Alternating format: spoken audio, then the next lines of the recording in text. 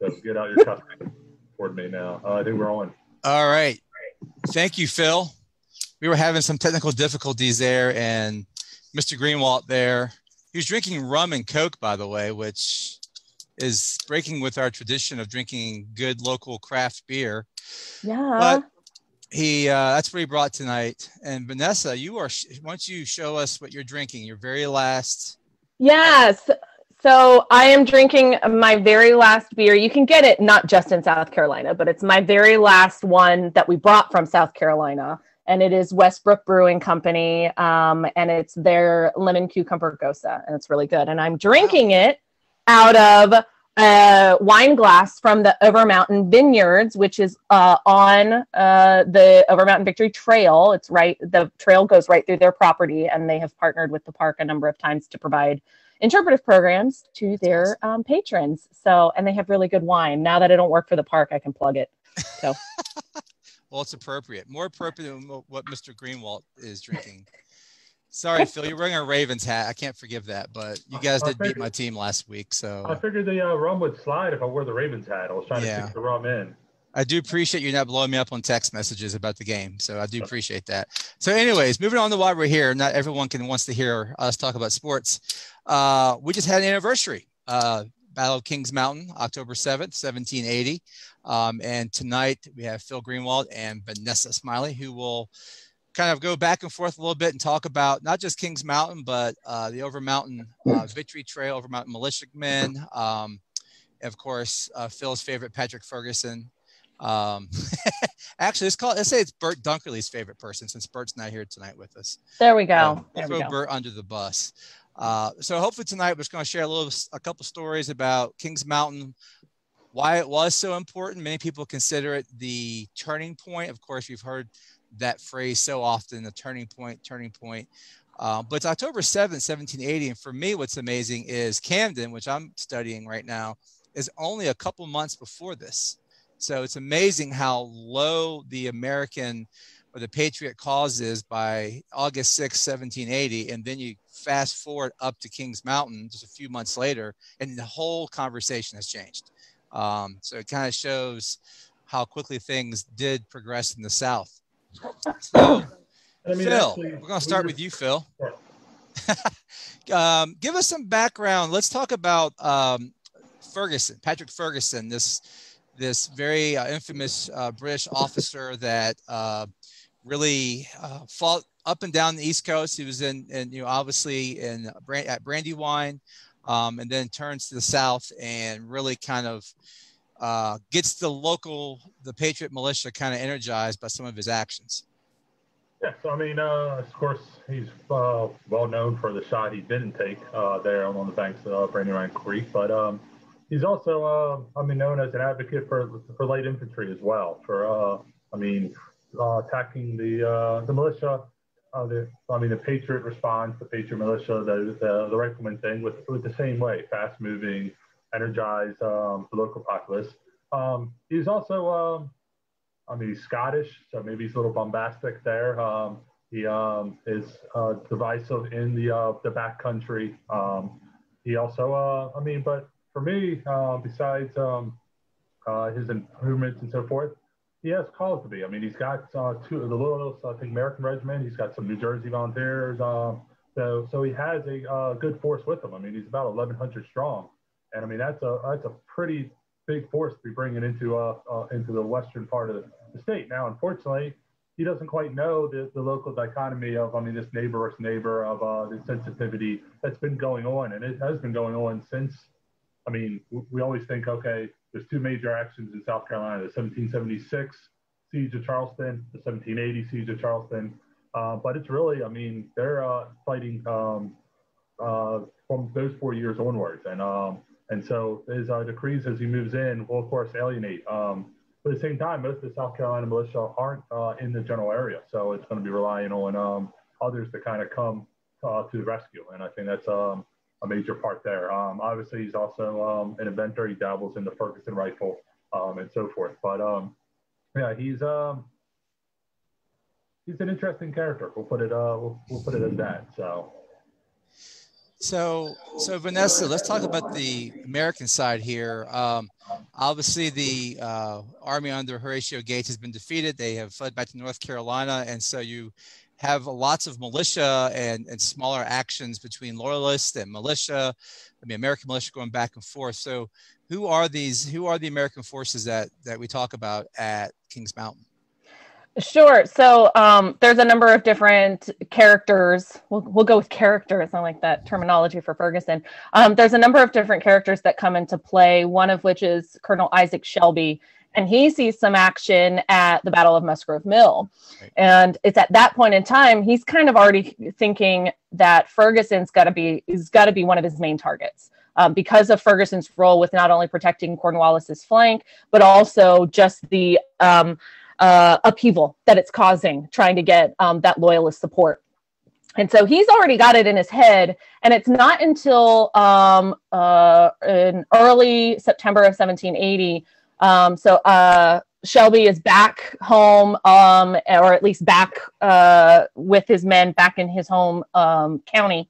And he gets word from a messenger. He's actually, I forget the guy's name now. He was a prisoner under Ferguson. Ferguson paroled him, and Ferguson sent him with a specific message. And that specific message was, if you don't lay down, and I want to pull the exact quote because I want to make sure I do it justice, because he says, Phillips is the guy's name. Sorry. Samuel Phillips. So, Ferguson sends him with this specific message. If they did not desist from their opposition to the British arms, he would march over the mountains, hang their leaders, and lay their country waste with fire and sword. And that's basically a rallying cry that Shelby can use to get a number of other militia colonels to go after Ferguson, because Ferguson is now threatening their homes and family. And that's why a lot of these militiamen signed up to begin with. Now, these are not trained soldiers. They're carrying their, the clothes on their back, whatever tools they use while hunting, machetes, hunting knives, and their rifles. And so Shelby gets John Sevier, who is stationed, or who is in what is now modern day Tennessee. And he says, basically, look, we got to get this guy. He sends word to a couple of other colonels, one of which is William Campbell up in Washington County in Virginia, so where Abingdon, Virginia is. Mm-hmm. And he says, let's go get him. And so they set a date and a place, September 25th, Sycamore Shoals.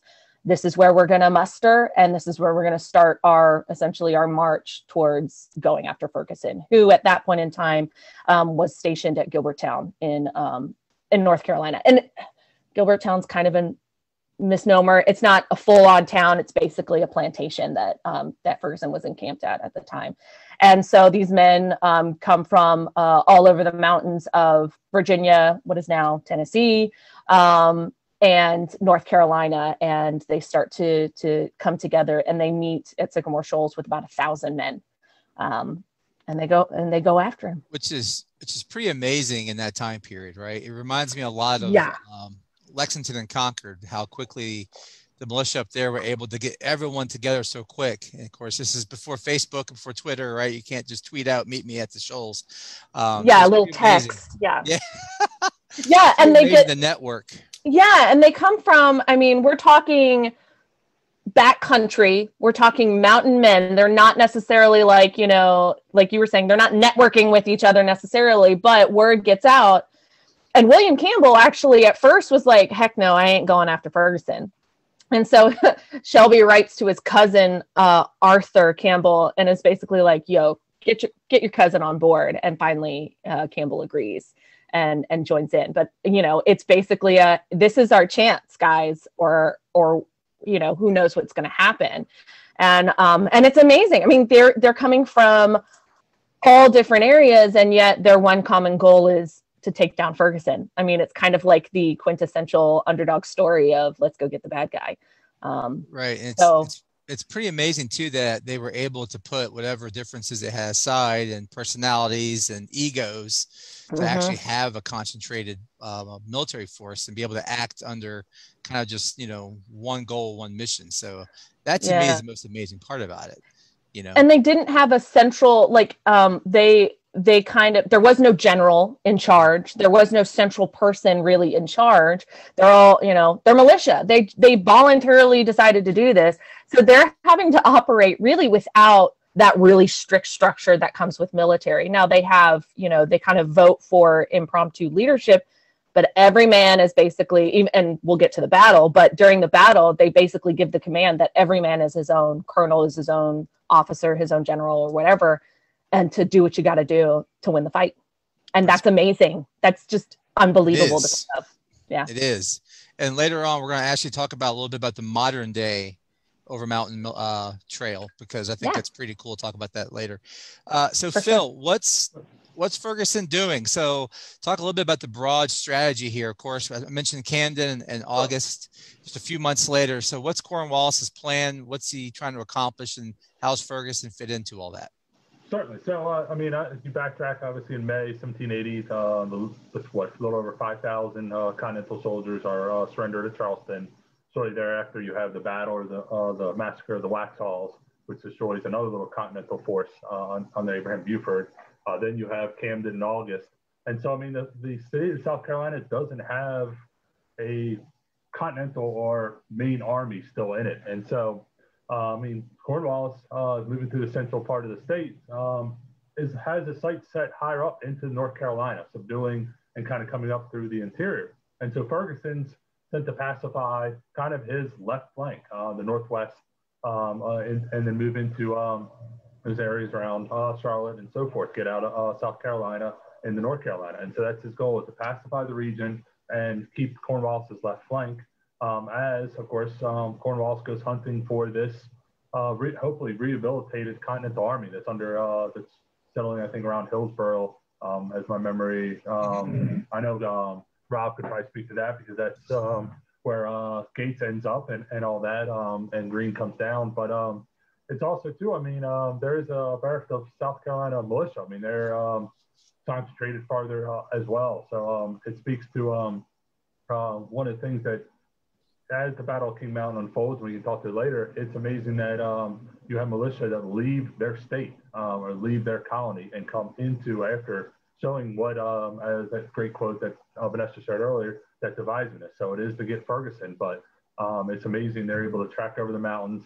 We did make the allusion to Lexington Concord. Yeah, that's easy. That's harder or easier in one sense to get people to show up when you're moving on nice roads and an older colony. It's another thing to get these guys to show up into a general area over these mountains and also leave their respective colonies and so forth, because there's so many times that militia didn't leave. They stopped at the boundary. And so here they are into South Carolina. But it also, you can say that Kings Mountain was October 1780, and then later on, Cowpens, not that far away. If Ferguson is successful in that area, is Daniel Morgan able to operate at all in January of 1781?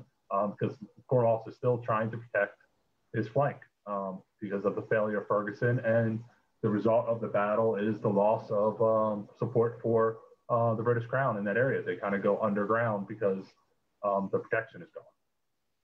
And it's interesting, Phil, if I can piggyback off of that a little bit with, I wonder, I was thinking about this as I was just getting materials together for today, is I wonder if Tarleton would not have gone so hard after Morgan if Cornwallis hadn't basically chastised him for not going to help Ferguson and just letting them escape. Like, I'm sure that's what led to eventually the Battle of Cowpens.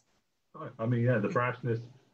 Cornwallis knows Tarleton's character. He doesn't need much prompting to go. And when you chastise him, there's only one thing. He's got to, he's going to go hard. He's going to go reckless. And that plays right into Morgan's hands. So why Kings Mountain? So how, and it can be Vanessa or Phil. So what's his plan by going to Kings Mountain? So why has he picked this location? Why does he stay there? I know he gets word that there's, Patriot militia on its way. Why does he stay? What's the goal there? Because it's Kings Mountain. He's got to protect it for the King of England. It's really sad. It's no. Well, there's more than rum and coke in that drink there, Phil. No, but seriously, though, so why is it so important?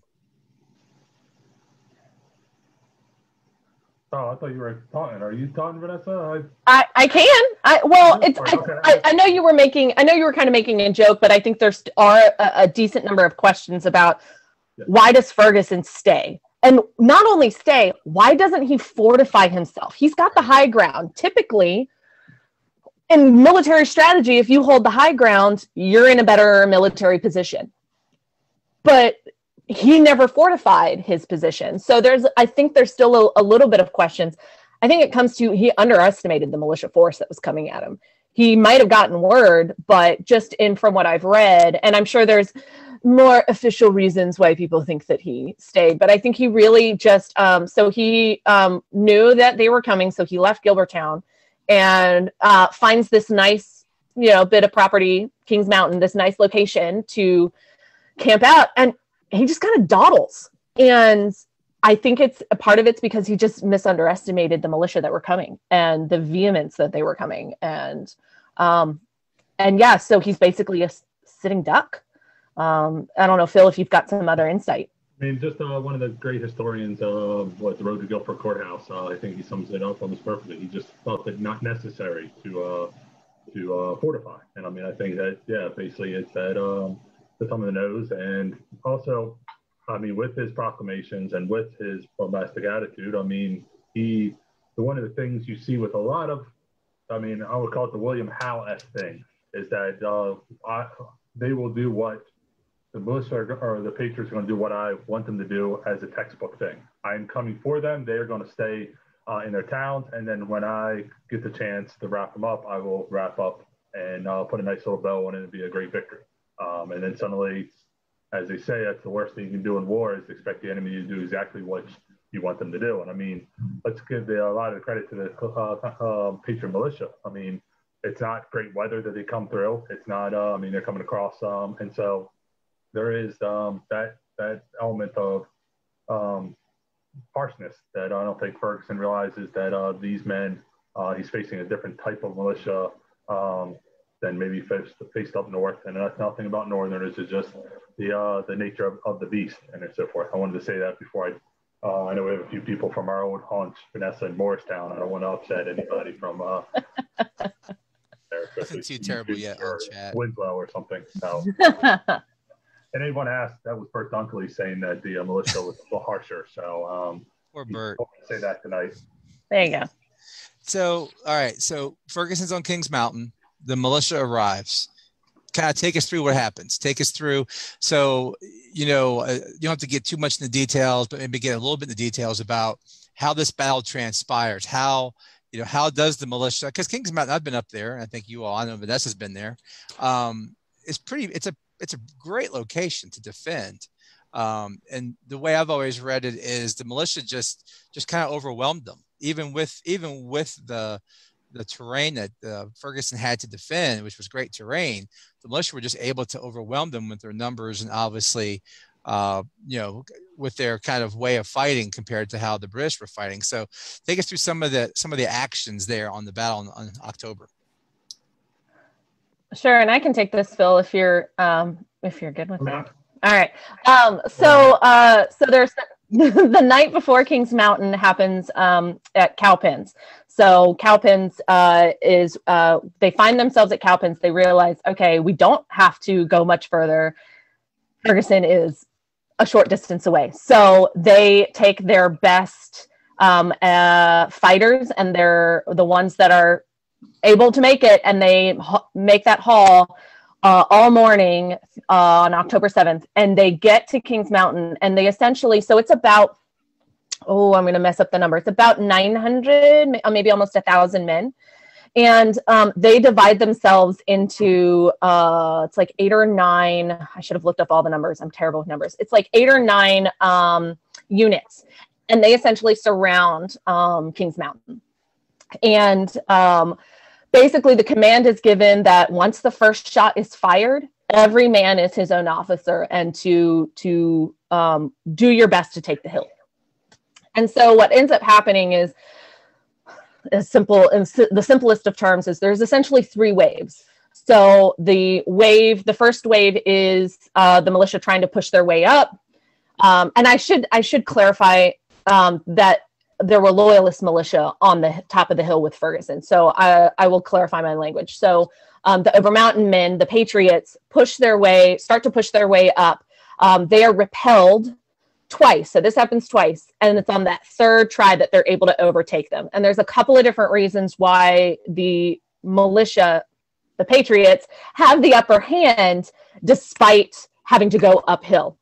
The first is that they have a very different weapon than most trained Continentals or regular army weapons. They have rifles. They have their hunting rifles, and these are rifles that they know like the back of their hand. I'm not saying that the Loyalists didn't have that, but they are able to essentially pick their targets, whereas the Loyalists mostly had, or they had muskets. Some of them had rifles, but the way that they are able to propel the Patriots down the hill is through their bayonets. And so that's the instance. There's some bayonet wounds during the battle, but that's what's kind of keeping them from going up, but their sheer numbers and the fact that they're able to use the terrain to their advantage. So they have, it's very different today. They don't have such large trees today, but the forest was very dense in large diameter trees. So several men could hide behind a tree at any given point in time. So they're able to hide, load. Yes, it takes forever for them to load their rifles, but they're able to load behind the safety and security of the landscape. And so they're also, I think that the fact that they are inspired, we talked about it before, that they are inspired by the fact that they're defending their homes. This isn't just for king and country. This isn't for some government. This is to protect their families, and they're going to get this guy. It's unfortunate. Ferguson says, God himself is going to take me off this mountain, and Ferguson gets killed during the battle. So he never leaves the mountain. But after that third wave is when they essentially overtake. Essentially the Loyalists are just overpowered because they have no place to go. They're surrounded. And so a number of Loyalists are taken prisoner, and Ferguson himself is killed. There's obviously a number that escape. And I don't have those exact numbers, but the battle essentially lasts. It starts at 3 p.m. and it lasts less than an hour, and it's over. And just add a few things. Did you break? I don't think there's a contingent that charges up the hill that's more than 100 to 200 men in any general area. If you're the Loyalist or in a combined force, you're on top of the hill. One of the things that you give up is when you charge, you lose the cohesion of a static defense coming down the hill. First of all, second of all, when you charge down the hill, you're expecting to run into a solid force, not a force that is not a unified front that has these gaps. So it's not a bayonet charge. I hate to do this because Mark Malloy's not on it. It's not like the Chamberlain charge at Gettysburg where you run into a solid wall. So it's a force. Civil War reference, but 727 Civil War reference. But it's also, you have that. So you have that defense where you're coming down in a line charging, but you're not facing an enemy that is consolidated. Then you do that 2 or 3 times, and you're also then you're playing into basically a game of cat and mouse. And the Overmountain men, the rifles, not that the militia that align themselves with the British don't have it, but the rifle is survival for these Overmountain men. It's not a weapon to kill men usually with, it's a weapon to survive, to hunt, to protect. And so, they are then going to have the chance to pick out their targets. So you're playing into their hands as well. It's a late afternoon battle. Where do you retreat to? Once you don't break through, where do you retreat to? You're going to retreat right back up on the hill. So you're going to have to come right back down again. And I think there's almost 700 captured out of the 1,100. I think it's like 660 or so in that. So it's amazing. There is a lot of death and destruction, but it isn't one of those myths. We can get into that in a few minutes where they just are bloodthirsty. It's not that at all. Patrick Ferguson was shot repeatedly, but there's going to be a little bit of that. That's a great segue into my next question. What happens to Ferguson? So Vanessa mentioned he's killed. You just mentioned he's shot repeatedly, but let's talk about what happens to Ferguson. And is that when, the loyalist militia kind of break up, surrender? Is that the end of the battle? So what happens to Ferguson? How does he go down? And then, of course, mention what happens to him afterwards. Because I believe he's still there, correct? He is. So I can talk a little bit about Sure. that too. Sorry, I'm just going to dominate the conversation. That's fine. Hey, you work there. You got it. Go ahead. So hold on. Let me replace a cat. Whoop. There we go. So Ferguson, so he's on horseback during this time. And he's basically riding up and down the ridge. He had a previous injury, so he's essentially riding one-handed. He's not really able to use one of his arms. And so he's using a whistle to signal his commands to his troops. So he's riding up and down the ridge and it eventually gets to the point where he's surrounded. And a number of Over Mountain men fire. I think records vary, but I think it's like 7 to 11 shots are fired. Ferguson's basically killed before he hits the ground. His foot gets caught in the stirrup and his horse runs and he's actually dragged a short distance. Eventually, yes, they do recover his body and he is buried there on Kings Mountain. There was a lot of like, oh, we don't know, but this is supposedly where he's buried many, many years ago. They did do some archaeology at the site and they did determine that there is a body buried under where the marker is for Ferguson's grave. But there's not just one body, there are two.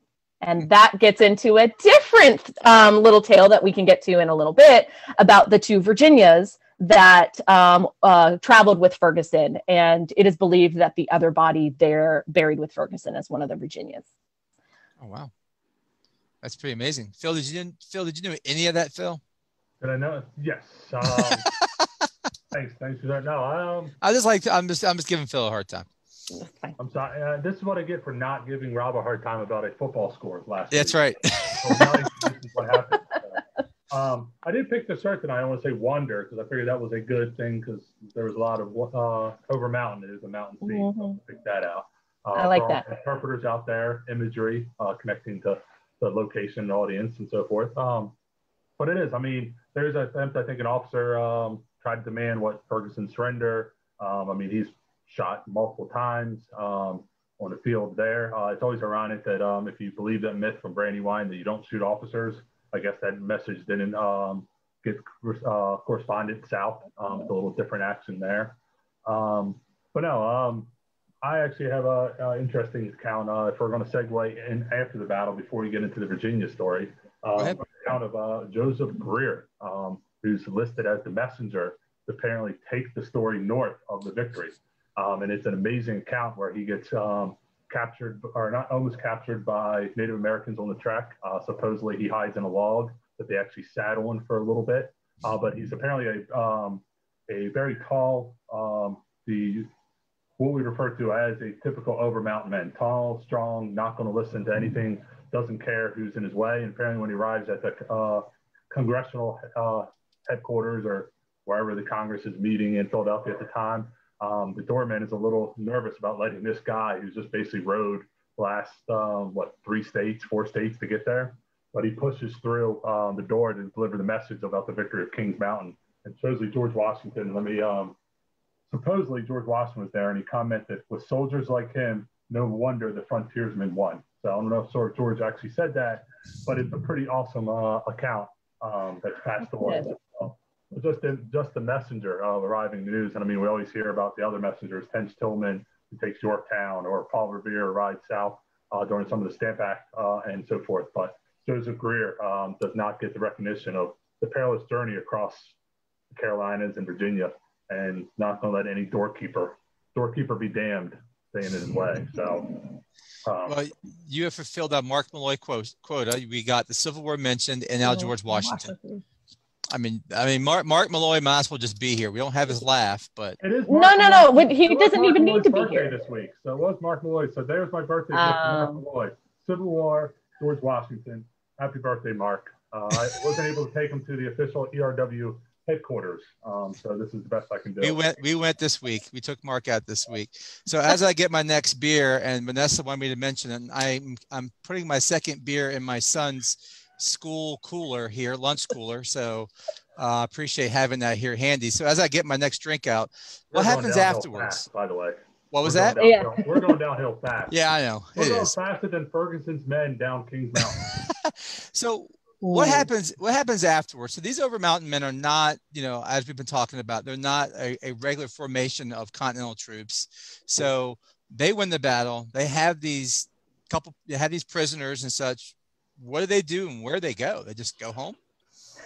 Well, they start marching. Now I can't remember. My brain's getting fuzzy of where they start marching to, but they start marching. But here's the problem. The problem is that they don't have a whole lot of provisions because they're not an army. So they can't necessarily feed hundreds of prisoners. They do prosecute some of their prisoners, and they hang 9 of them. So 9 of them prisoners are killed after the battle. But eventually that's stopped, and they don't hang anymore. And eventually they just don't have the supplies to maintain a prisoner amount like that. So they're eventually paroled. I don't know exactly how many. But after that, basically, I mean, this sounds kind of anticlimactic, but then they do kind of go home. Yeah. Because again, militia, they're not necessarily always going to go travel. They're not going to do a trip like this over 330 miles to fight. That's not something they always do. And so eventually once Tarleton's not coming after them and they don't really have an enemy anymore other than General British, they've got to get back to their families. They are hoping that they have a family to go back to. And while they were gone, the British didn't come and follow through with Ferguson's threat anyway. So they're hoping to get back home and post there. So, Phil, I don't know if you have any more details. No, I mean, not only Tarleton, I mean, they're worried. I mean, Cornwallis's army is still out there. I mean, if it swings back, I mean, that's the big fear. I mean, they've had this surprise attack. They also got the loyalists, and I mean, they don't do a good job of keeping the loyalists on the march. I mean, I think they're marching them single file through woods or so forth. They just kind of melt away. And I think it's more about, I mean, you did mention the drumhead executions on one farm. I think it's in North Carolina. But I mean, let's be honest too. It's mid-October. These guys got to get back into the mountains and over as well. And so, I mean, the surprise is there. They've done their job. They got their man Ferguson. And last thing you want to do is have it works well in a battle when everyone's their own commander. But when suddenly the Cornwallis turns around with the British Army, it's a different feeling. And there's not much in that area, I mean, as well to feed this force. I mean, I think they're marching on pretty much empty stomachs through the area as well. So, I mean, you have those considerations. And yeah, it's not like this rousing victory type thing that happens, but you see in like the more pitched battles. It's, hey, we did the job. Now let's clean this up and get home.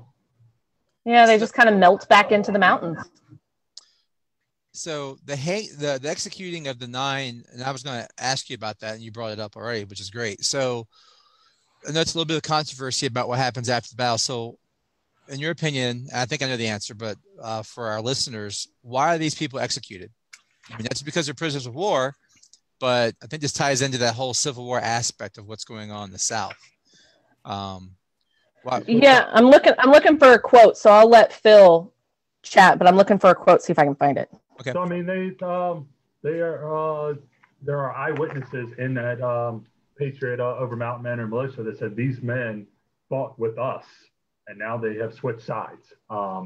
And I also like to point out the great thing about doing these is that our loyal listeners will chime in, and it says that they immediately joined the winter expedition against the Cherokees under Arthur Campbell and John Sevier. Actually, it was the Cherokee under Dragon Canoe that are threatening the Over Mountain Men. So they got home in time to take part in what's called the Boyd's Creek campaign. So Wayne Lynch and William Caldwell chiming in there. So appreciate filling in a little bit. But yeah, so it is because, I mean, that nature, that brother versus brother, once again, harkening back to John Buchanan, it is America's first Civil War. And so allegiances change depending on who's the governing power, who has control anomaly over that area. And so, yeah, these men are perverted to have switched sides, joined the British, and now they're going to pay for it with their life. And I know there's some controversy on who actually stops the proceedings after the 9. Is it Isaac Shelby, or it's a passion plea from the ladies living on the plantation where they're doing it? So there's a little bit of a difference of who actually stops it. So meanwhile, I think she's literally reading the whole book down there. So you have that quote, Vanessa? I know I can't find it. I had a quote I wanted to read, but I can't find it. And Phil wants to know why Vanessa never wants to come on with us every weekend. It's because Phil just keeps talking trash to her the whole time. I mean, and I just ignore him. So, which is, yeah, that's actually the best way of doing that. Actually, that's good. But I think Phil did answer it. It's, there's,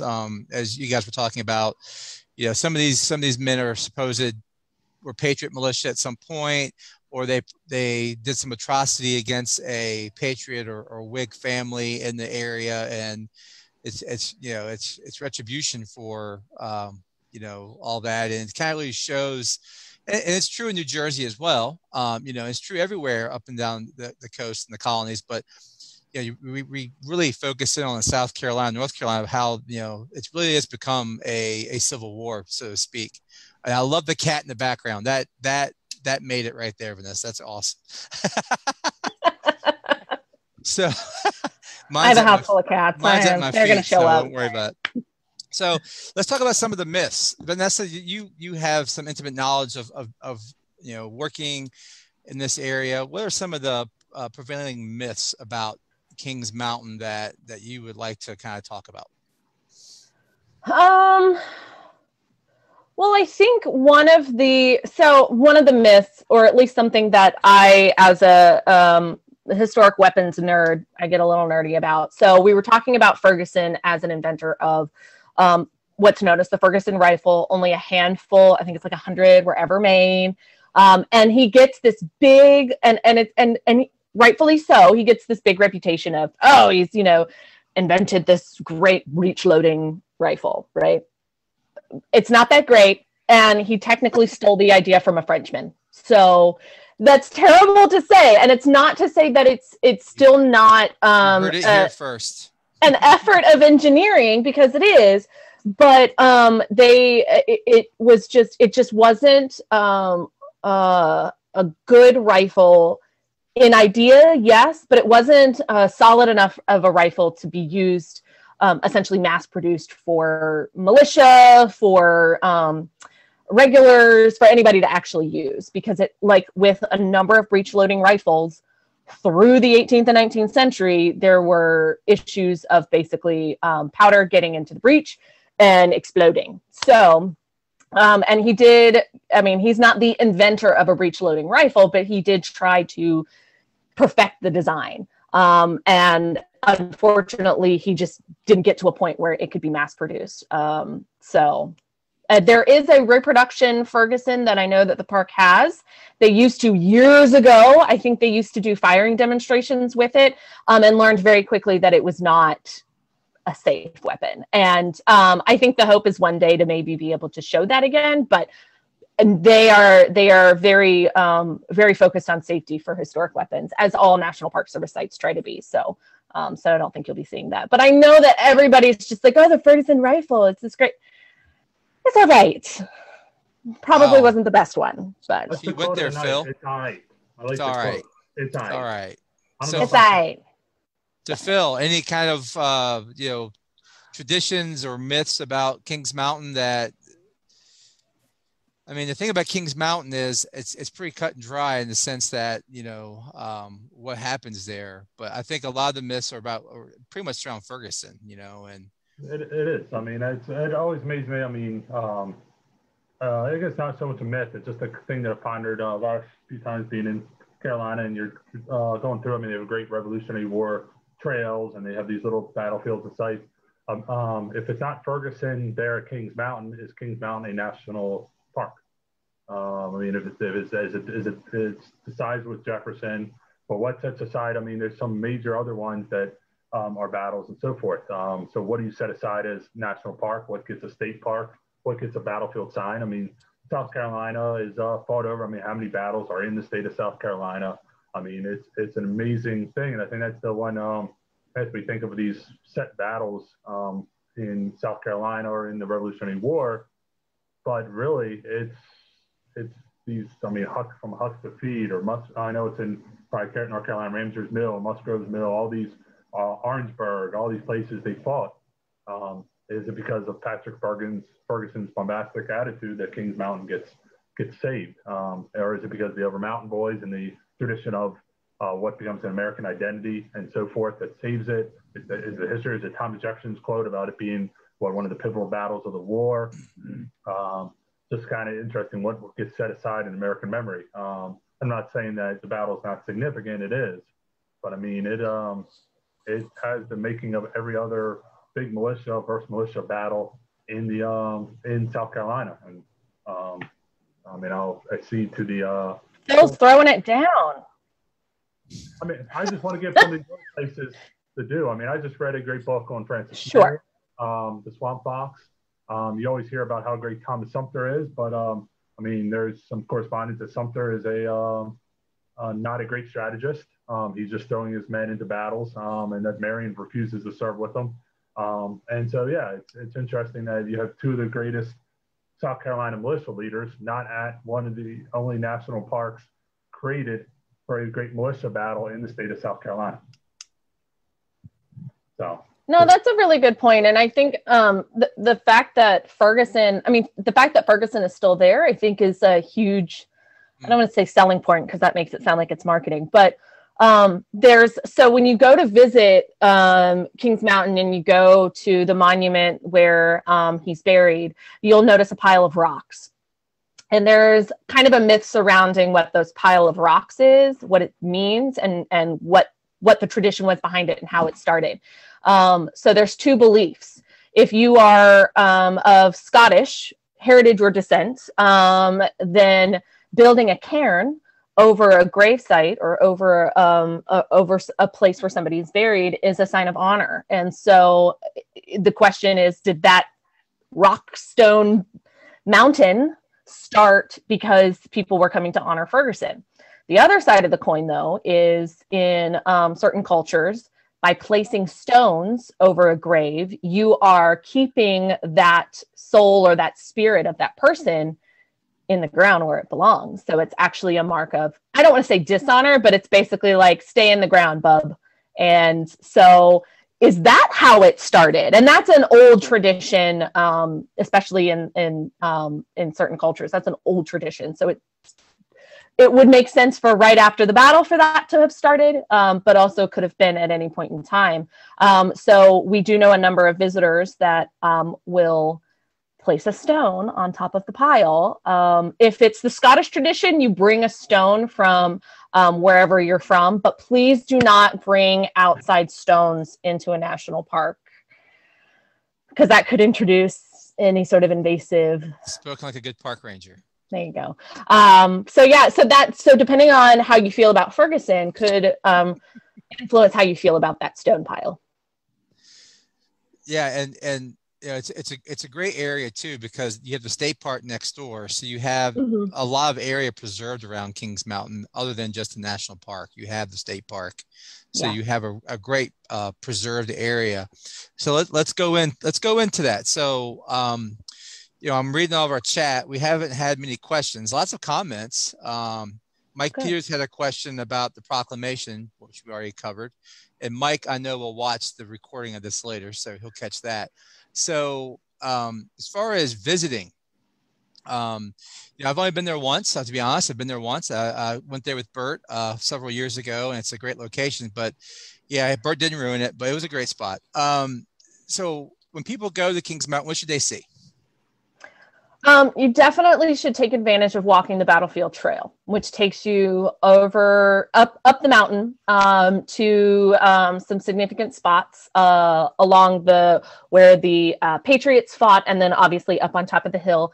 It's not necessarily 100% accessible, so if you have mobility issues, just a fair warning, but if you can make it, I encourage you to do so, because it really gives the sense of landscape. I also, in non-COVID times, when their visitor center is open, I encourage you to go into their museum. There's a number of different things that are great inside the museum, but what's really telling in there is there are design elements that are essentially the diameter of the trees. They're kind of reconstructions of the trees, of the size of trees that would have been on the landscape. So it's kind of helpful to see that, and it kind of feels like you're in those woods at the time. So that's helpful in terms of scope and scale. The park film is also really good. Again, that's non-COVID times because I don't think their visitor center is open. I know they have visitor services outside at the moment. Of course, that could change at any point in time, and they might open back up. But definitely, and if you can't go and see the whole trail, go visit Ferguson's grave and contemplate how you feel about whether, you think he deserves some honor or not. And that's not far up the trail, going to the left. If you're facing the trailhead, it's a big circle. And if you go to the left, he's not far up the trail. So, right. So it's not as far of a walk. One of the things I obviously reiterate the museum and so forth, very well done. I actually knew one of the exhibit specialists that worked on it at the time as well. Richard Dretsch was the guy's name. But for all you history-minded people, they do a great job of putting the bookstore before the exhibit area. So you have to walk through the bookstore. So they will try to get your money. That's pre-COVID time. So everyone, as you can tell from Rob's picture, my picture, the screen of Vanessa's, there's bookshelves galore. One of the things that there's books over here.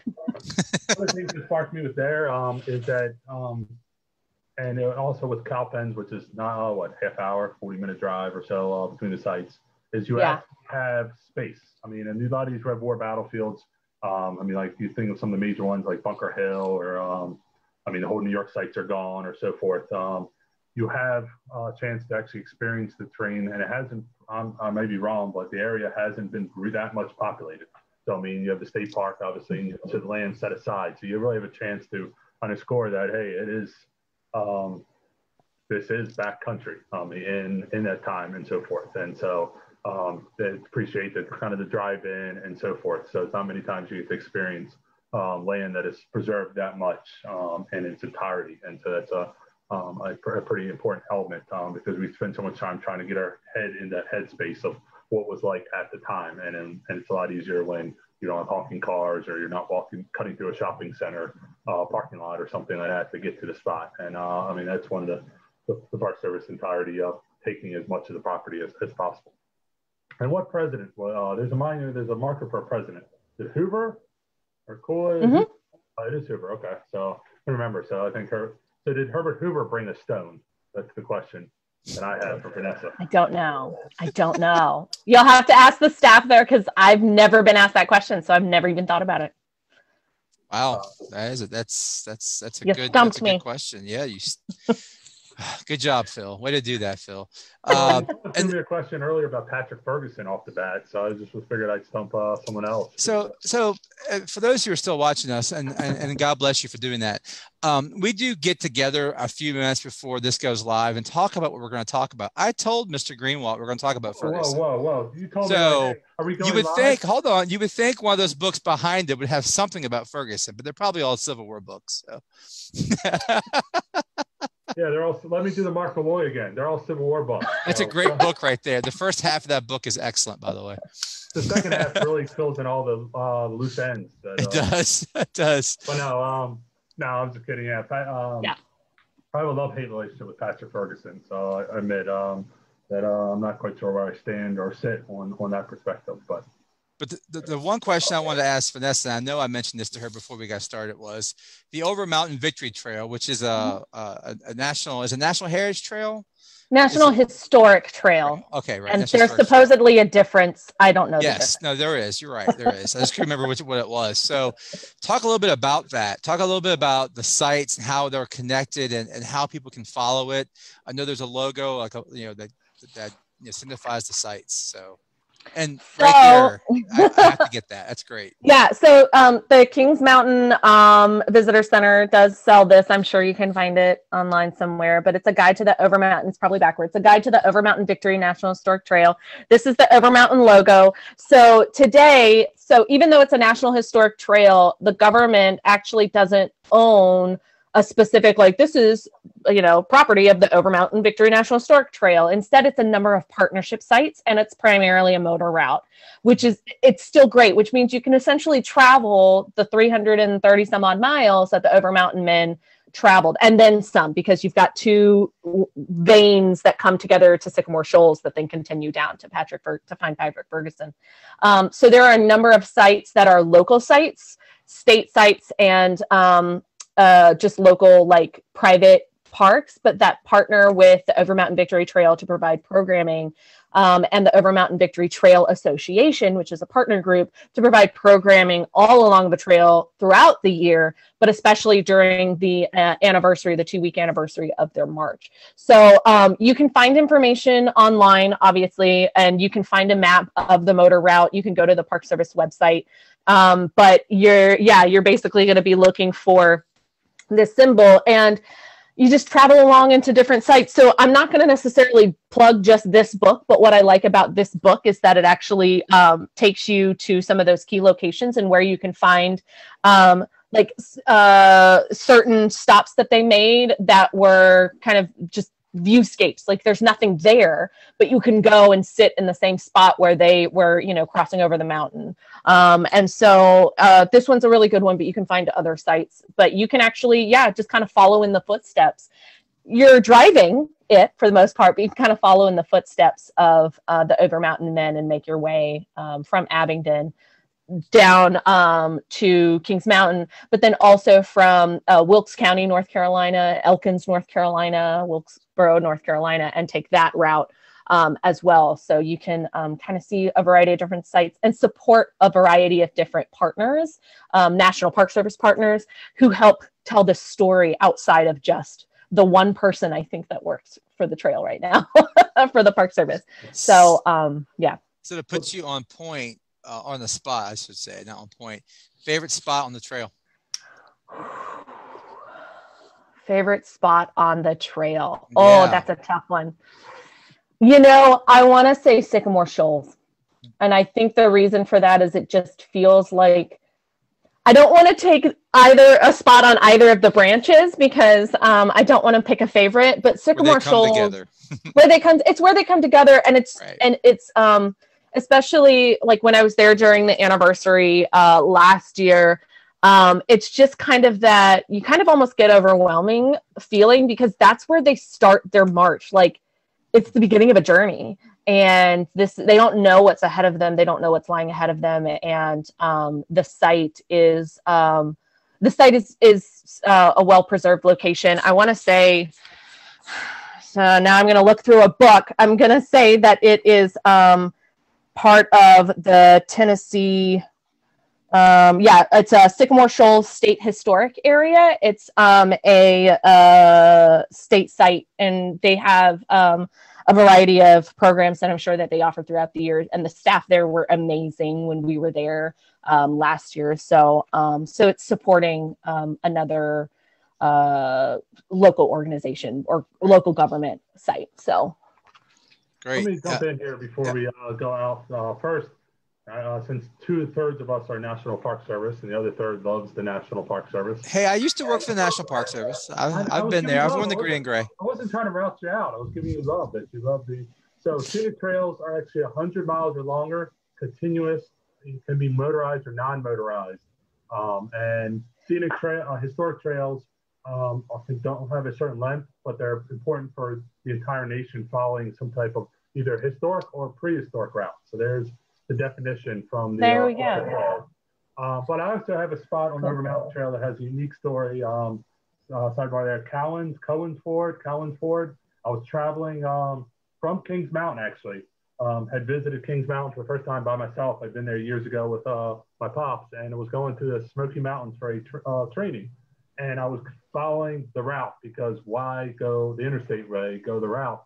And I found Cowan's Ford and I immediately slammed on the brakes. And I probably called, if I was in line of battle, I would have called a jam up of troops pushing into me, because I think the car behind me swerved and he gave me a certain Tennessee finger or North Carolina finger that's probably not, I couldn't recreate here.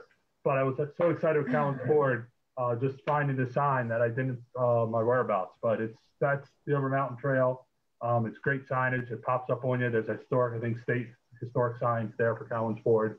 I mean, obviously there's not much there, but it's a little bit off the road. But yeah, I remember seeing it, was so excited and completely forgot. I was really back in that 1780 mind frame. So be careful when you're along the route, I guess, is the motto of the story, the takeaway. But. So if people want to read something about Kings Mountain or the Over Mountain Trail, suggestions, recommendations on books. I don't know if that's backwards or not. No, I can see it, but and Bert, you'll like this, Bert. I am showing Bert Dunkerley's book.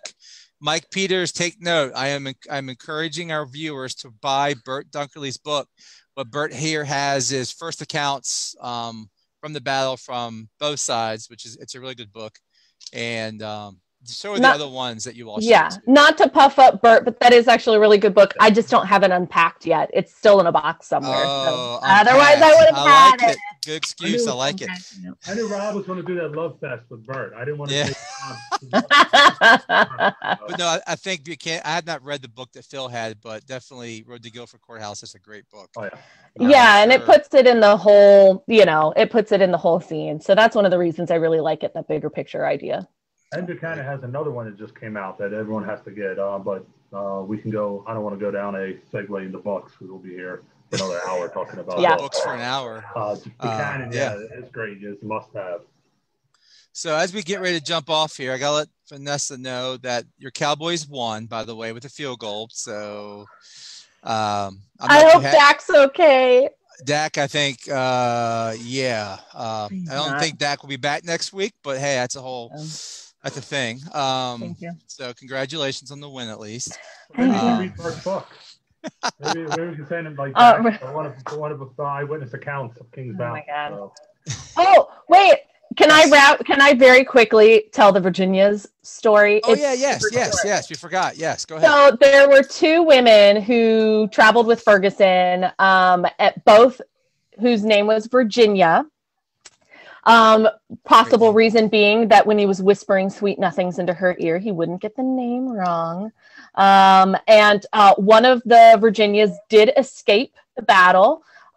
She fled right at the beginning of the battle, and survived. But we don't know what happened to her really after the fact. And we don't know which one it was that escaped and which one is buried with Ferguson, because one was killed during the battle. And we believe she is the other body that is buried with Ferguson at Kings Mountain. Was it possible that one of them killed Ferguson themselves and not the militia? I don't think so.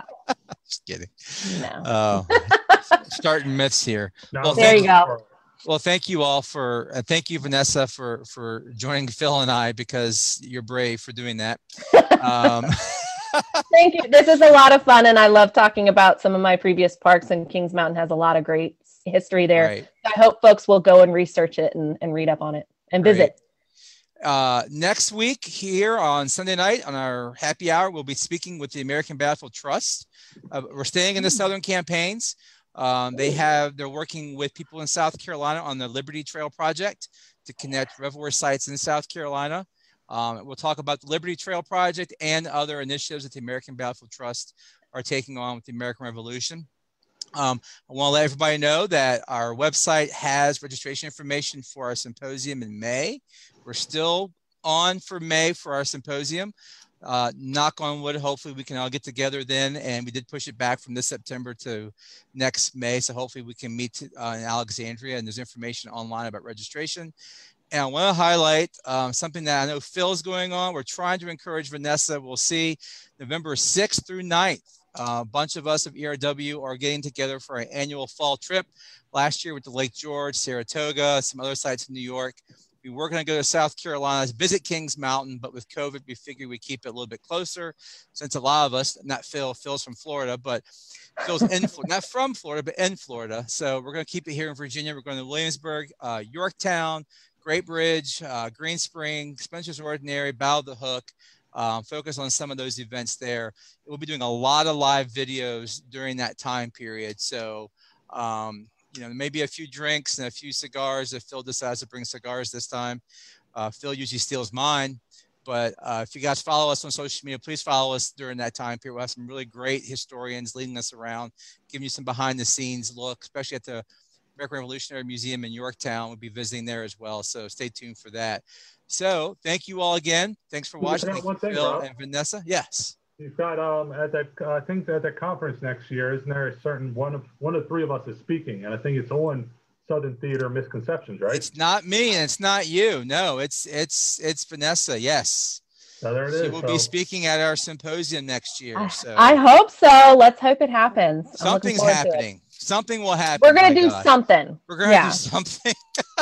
So, but let's just fingers crossed. Hopefully by May we can get some things figured out with having some kind of event. So, but thank you all for watching tonight. Have a good night, evening. Be safe, and we'll see you all next Sunday. See you guys.